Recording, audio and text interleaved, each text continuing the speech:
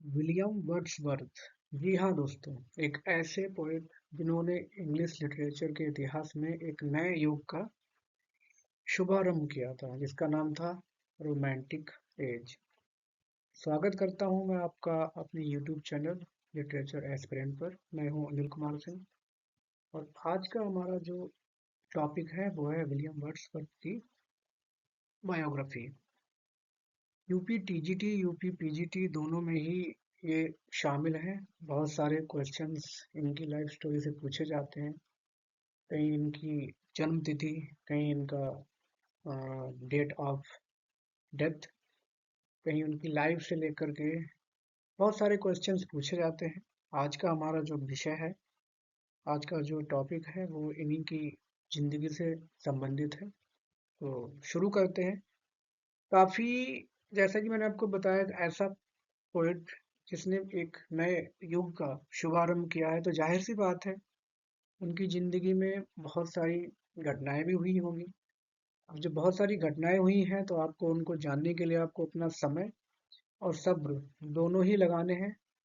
तो वीडियो को आप अंत तक देखिएगा। आप पॉज करके स्क्रीनशॉट ले सकते हैं या नोट कर सकते हैं। आप नोट भी बना सकते हैं इससे। वो आपकी मर्जी, आप इसको किस तरह से इस्तेमाल करें, किस तरह से आप इससे लाभान्वित हो। तो क्योंकि बहुत सारी इंसिडेंट्स हैं तो कवर अप करने में थोड़ा तो टाइम लगता ही है। शुरू करते हैं। आपको अपने स्क्रीन पे दिख रहा होगा इनका जो जन्म ईयर है वो है अप्रैल 1770। कोकरमाउथ एक जगह है, लेक डिस्ट्रिक्ट, इंग्लैंड का। पिताजी का नाम जॉन वर्ड्सवर्थ, माताजी का नाम एनी कॉक्सन। इसके अलावा वो जो 5 भाई बहन थे, he was the second of them. और सिर्फ 8 साल की ही इनकी उम्र थी कि इनकी माँ का देहावसान हो जाता है और 13 साल की उम्र में इनके पिताजी का भी देहावसान हो जाता है। तो अकेले रह जाते हैं। अकेले रहने पर ये घूमते हैं खूब इधर उधर, क्योंकि जब माँ बाप नहीं होते हैं, आप जानते हैं कि बच्चे पर वो परवरिश उसकी उस तरह से नहीं हो पाती है, उस पर उतनी कंट्रोल नहीं होता है किसी का, उस तरह से हो जाता है। लेकिन जो जो घूमे, तो वो हमारे यहाँ जैसे कंजेस्टेड स्ट्रीट्स नहीं थी। वो घूमे तो नेचुरल सराउंडिंग्स में घूमे, जिसका फायदा उनको, जैसा कि हम जानते हैं उनको एज नेचर पोएट के नाम से। प्राइमरी एजुकेशन की बात करें तो इन्होंने कोकरमाउथ में, पेनरिथ में ग्रामर स्कूल में इन्होंने अपनी प्राइमरी एजुकेशन जो है वो गेन की, और वहीं पर इनको मिलती है इनकी फ्यूचर वाइफ मैरी हचिनसन। आगे बढ़ते हैं। पेनरिथ में ही एक टीचर थे, विलियम टेलर, जिन्होंने इनको इंस्पायर किया। इन्होंने उनकी टैलेंट देखी और विलियम टेलर ने इनको सजेस्ट किया होगा कि आपको जो है वो पोएट बनना चाहिए। You have that calibre in your mind या इन योर नेचर। तो उनसे इंस्पायर होकर इन्होंने पोएम्स कंपोज करनी शुरू की। कैम्ब्रिज में जहाँ इन्होंने आगे की पढ़ाई की, 1787 में ये कैम्ब्रिज पहुंचे और 1791 में वहां से ग्रेजुएट होकर निकले। इनकी जो पहली पोएम है वो है एन इवनिंग वॉक, जो इन्होंने कैम्ब्रिज में रहते हुए ही कंपोज की थी। इसके अलावा इन्होंने ग्रीक, लैटिन, फ्रेंच, इटालियन, कई सारी लैंग्वेजेस भी इन्होंने सीखी हैं। ग्रेजुएशन के बाद, जैसा कि हर जगह होता है, चाहे beat in India, beat any country, बाकी बाकी देशों में थोड़ा कम होता है, हमारे यहाँ थोड़ा ज़्यादा होता है। ग्रेजुएशन के बाद भी we don't find any kind of employment easily. इनके साथ भी यही हुआ, इनको जल्दी रोजगार नहीं मिला। रोजगार ना मिलने से ये इधर उधर भटके, और इनके दिमाग में ख्याल आया कि क्यों ना, इनकी जो फ्रेंच इन्होंने पढ़ी तो थी ग्रेजुएशन लेवल पे, लेकिन उसको और ज़्यादा मजबूत करने के लिए उन्होंने विचार किया कि मैं जाकर फ्रांस में रहूं, जिससे कि वहाँ और ज़्यादा अच्छी मेरी लैंग्वेज हो जाएगी बातचीत की, और इसी में ही मैं ट्यूटरशिप किया करूँगा, पढ़ाया करूँगा किसी को।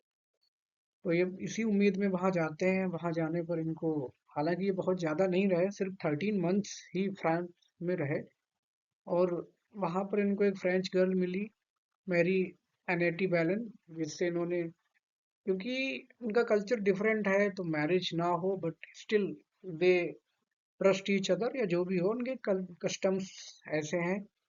तो उसके बाद एक बेटी को जन्म दिया इनके अफेयर से, इनका जो भी रहा हो, मेरी एनेटी बेलन ने, जिसका नाम था बेटी का कैरोलिन। लेकिन ये बहुत लंबे समय तक वहाँ नहीं रह पाए, क्योंकि इनके पास पैसे की कमी थी। जाहिर सी बात है, पैसे की जुगाड़ में ही ये वहाँ पहुँचे कि अपनी एजुकेशन को बढ़ाएंगे, क्वालिफिकेशन को बढ़ाएंगे, उसके बाद आगे कुछ करेंगे। लेकिन देखा जाए तो हो जाता है, एक उम्र होती है, जो भी रहा हो।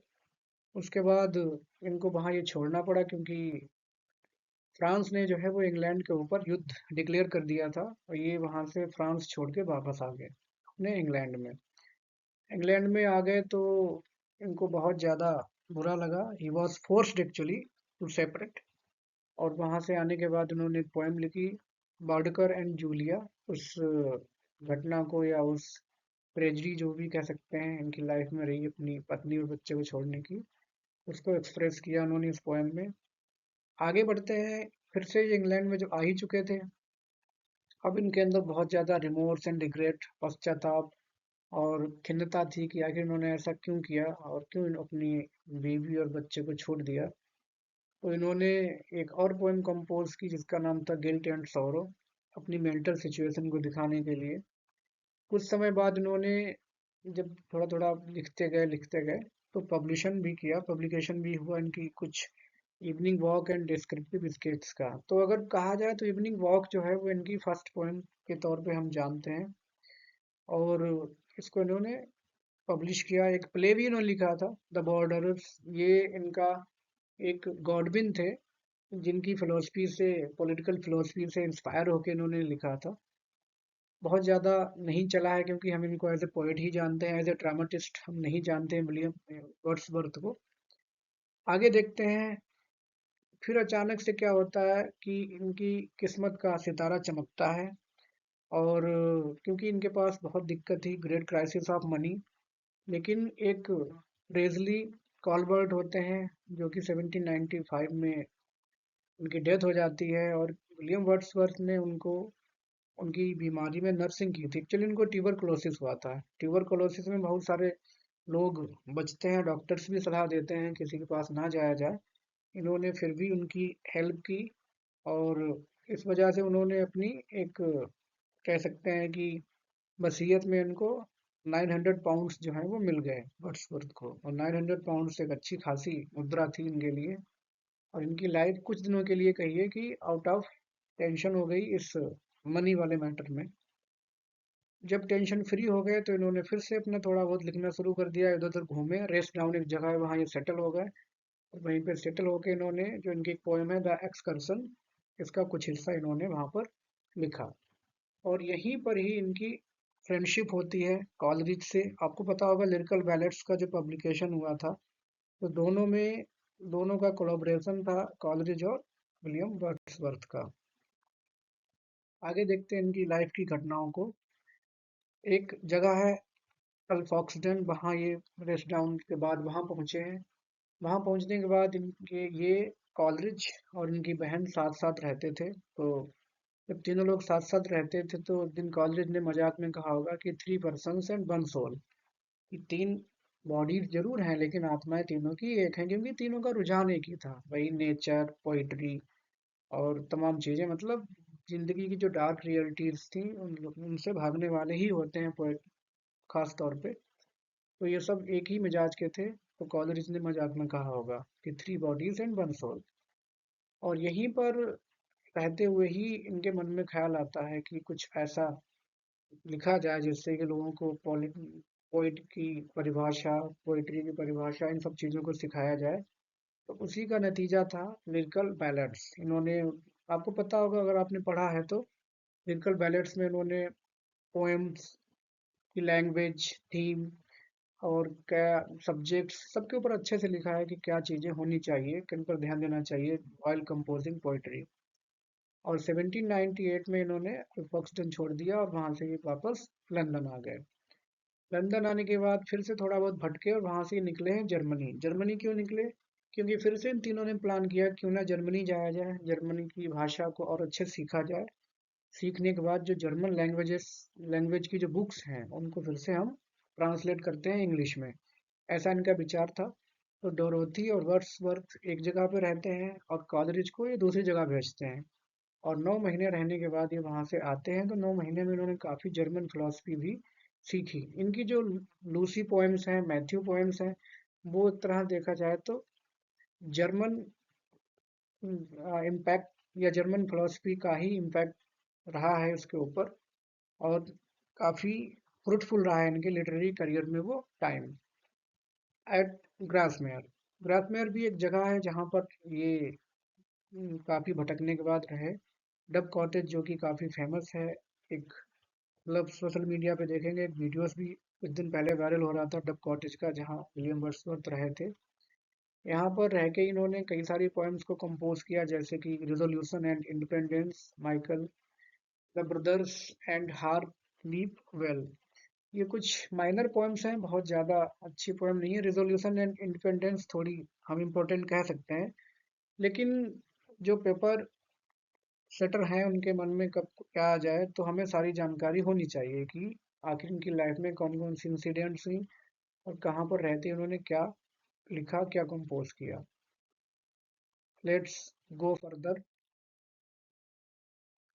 शादी होती है इनकी 4 अक्टूबर 1802 में मैरी हचिंसन, जो कि इनको ग्रामर स्कूल प्राइमरी एजुकेशन के बाद थी मुलाकात हुई थी। उस समय हालांकि बच्चे थे, लेकिन आगे चल के इन्होंने शादी की।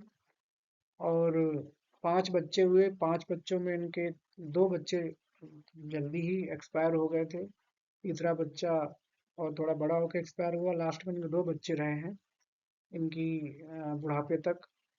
और शादी इनकी ब्लिसफुल थी, या यूं कहिए कि जो एक कॉमन मैरिज होती है, full of happiness, full of sadness, सारे एलिमेंट्स उसमें थे।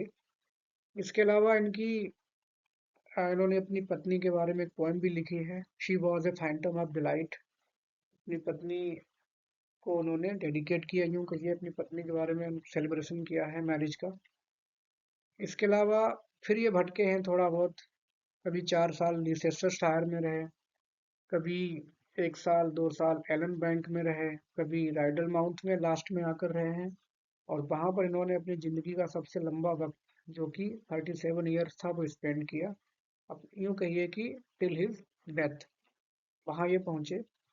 और धीरे धीरे जब हम किसी काम को करते हैं, लगे रहते हैं उसी हिसाब से, अगर हम मेहनत कर रहे हैं तो मेहनत ये भी कर रहे थे लिखा में, मतलब लिखाई में अपनी। तो धीरे धीरे इनको रिकग्निशन और जो ऑनर्स थे वो मिलने शुरू हो गए थे। इनकी जो रेपुटेशन थी वो धीरे धीरे ग्रो हुई, लेकिन एक स्टेडी मैनर में ग्रो ही का मतलब यह है कि बढ़ती गई। ऐसा नहीं है कि कभी लोग जानते पर भूल जाते हैं, धीरे धीरे जाने, लेकिन वो जो पॉपुलैरिटी थी वो इंक्रीज होती गई day by day in a steady manner. उस समय बायरन जो थे, लॉर्ड बायरन, वो ज़्यादा फेमस थे, ज़्यादा लोग उनको जानते थे, लेकिन इसका मतलब ये नहीं था कि वर्ड्सवर्थ को लोग ना जानते हों। इन्हें भी लोग अच्छे से जानते थे। इनका भी अपना सर्टेन जो ऑक्सफोर्ड यूनिवर्सिटी, कैम्ब्रिज यूनिवर्सिटी में अच्छा फैन बेस था इनका। और in 1838 the University of Durham conferred him with honorary degree of DCL। DCL एक डिग्री होती है डॉक्टर ऑफ सिविल लॉ, ये जो इनको दी गई थी। इन 1843 इनको पोएट लॉरिएट भी बनाया गया, जो कि 1 साल के लिए बनाए जाते थे पोएट लॉरिएट, तो इनको बनाया गया। लास्ट में everyone has its role in this world. William Wordsworth, जो कि एक अच्छे नेचर पोएट थे, beginner of a new age in English literature, he also had his limited time, or you can say decided time। हर किसी का अपना वक्त है, and he was to be departed from this world, and he died on 23rd April 1850, just after celebrating his 80th birthday। 80 साल की एक अच्छी जिंदगी इन्होंने जी। उनका जो बुढ़ापा था वो कोई ऐसा नहीं था, अच्छा था। Last days of his life जो उनके थे वो उन्होंने स्पेंड किए अपने फ्रेंड्स, बुक्स, नेचर में। एक अच्छा फ्रूटफुल जिंदगी इन्होंने जी। और ये सारे पॉइंट्स जो मैंने शामिल किए हैं उनको आप अच्छे से रिवाइज करिएगा। वीडियो पॉज करके आप स्क्रीनशॉट भी ले सकते हैं। और आई होप जो भी क्वेश्चंस आते हैं इनकी लाइफ से संबंधित आप इसको कर सकते हैं। वीडियो अच्छा लगा हो तो आप लाइक और सब्सक्राइब भी कर सकते हैं। फ्रेंड्स में अपने शेयर कर सकते हैं। As you wish. Thanks for watching.